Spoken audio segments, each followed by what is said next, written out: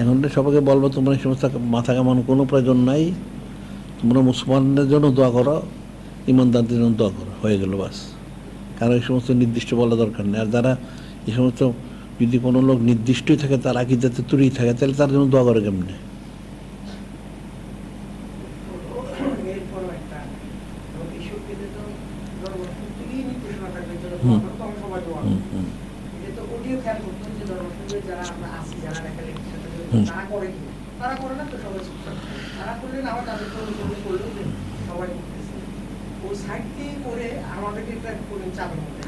না, চাপের পড়বে কেন? তুমি তুমি বয়স দিয়েছ, তুই কোথায় বয়স দিয়েছস?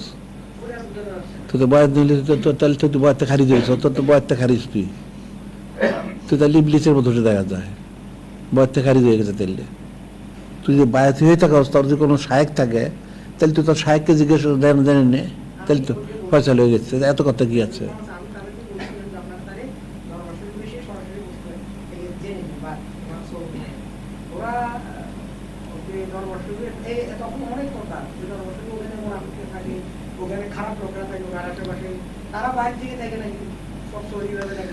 হ্যাঁ, এটা তো আরেকটা মুনাফিকের লক্ষণ, ঠিকই তো আছে। ওটা তো কাফেরে বলতো না, নূরে মুজাসসাম হাবিবুল্লাহ হুজুর পাক সাল্লাল্লাহু আলাইহি ওয়াসাল্লামের সাথে যারা থাকে, নিম্ন শ্রেণীর লোকগুলি থাকে, নাউযুবিল্লাহ। বলে কাফেরের লক্ষণ না, বলবে ওই শ্রেণীর লোকেরা বলবে। এই আকীদা থাকলে সে তো খারিজ হয়ে গেল, সে থাকলো না। এটা বললে তো সে খারিজ হয়ে গেল মনের থেকে।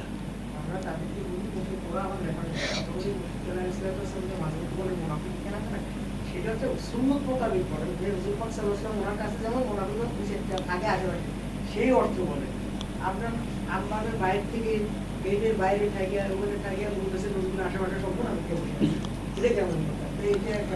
তাহলে সে নিজেই মুনাফিক হয়ে গেল। তুমি তো নিজেই মুনাফিক হয়ে গেলা। তুমি যদি মুসলমানদের মুনাফিক বলো, তাহলে তুমি নিজেই মুনাফিক।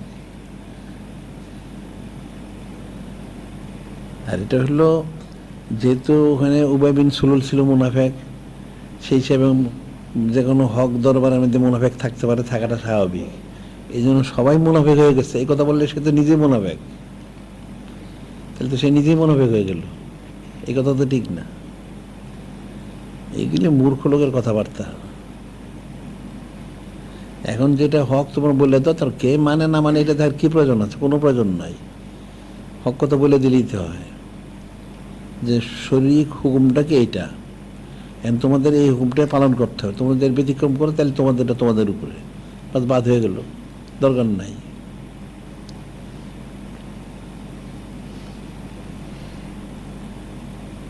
কোরআন শরীফকে হাদিস শরীফ বুঝা এত সোজা না যে তোমরা ওখান থেকে সব বুঝে ফেলাইছো, তাহলে তো ভালোই তো হইতো।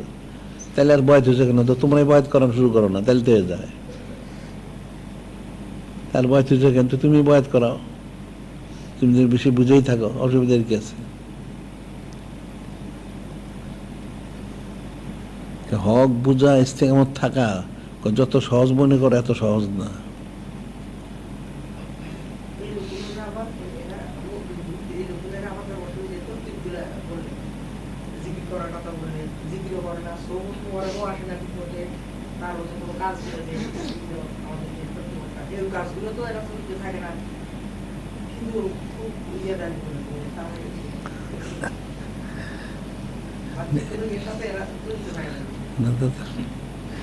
তাহলে দেখা যাচ্ছে বিপরীতটা। তেলে তো মুনাফিকের তবকা। তেলটা এর হক থাকলো কেমনে? সবটা যে সে গ্রহণ করলো না, তাহলে সে আর হক থাকে কেমনে? সেই তো মুনাফিক পাল্লায় পড়ে।